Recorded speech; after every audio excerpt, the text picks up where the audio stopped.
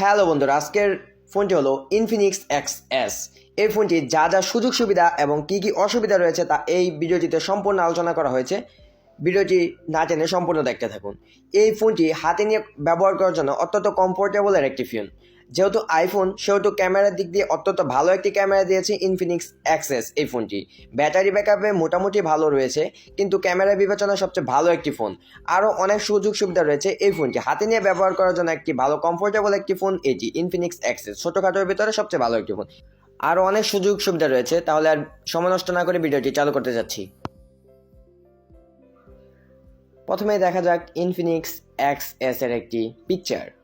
আসলে ফোনটি অত্যন্ত ভালো একটি ফোন, যা অবিশ্বাস্য দেখতে, অত্যন্ত মারাত্মক একটি ফোন, অত্যন্ত সুন্দর দেখতে।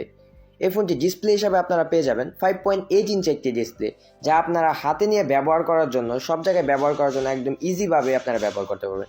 এরপর যদি দেখি সিপিইউ বা প্রসেসর হিসাবে পেয়ে যাবেন আপনারা হেক্সাকোর, যা একটি ভালো মানের প্রসেসর। এবং মেইন ক্যামেরায় থাকছে আপনাদের জন্য মাত্র 12 মেগাপিক্সেল একটি মেইন ক্যামেরা। আসলে আইফোনের 12 মেগাপিক্সেল কিন্তু অনেক। সেলফি ক্যামেরা আপনারা পেয়ে যাবেন 7 মেগাপিক্সেলের একটি সেলফি ক্যামেরা। এগুলো কিন্তু আইফোনের, যা 12 মেগাপিক্সেলই অনেক হাই পাওয়ারের। এবং এই ফোনটির র্যাম হিসাবে আপনারা পেয়ে যাবেন 4 GB র্যাম।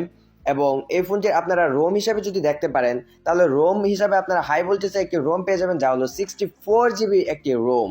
এই ফোনটির আপনারা যদি দেখেন ব্যাটারি হিসেবে কিন্তু আইফোনের দিক থেকে এটি কিন্তু একটি ভালো একটি ব্যাটারি দিয়েছে। ব্যাটারি হিসাবে আপনারা পেয়ে যাবেন 5658 mAh এর একটি ব্যাটারি।